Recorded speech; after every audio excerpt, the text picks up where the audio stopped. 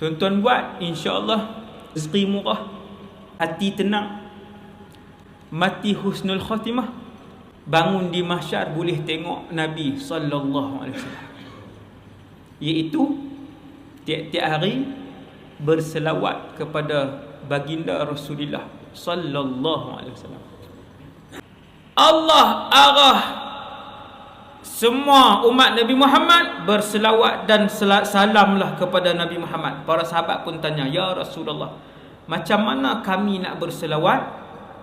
Nabi pun jawab, sebutlah Allahumma salli ala Muhammad wa ala ali Muhammad kama sallaita ala Ibrahim wa ala ali Ibrahim wa barik ala Muhammad wa ala ali Muhammad kama barakta ala Ibrahim wa ala ali Ibrahim fil alamin innaka Hamidum Majid. Itu nama dia selawat Ibrahimiyah.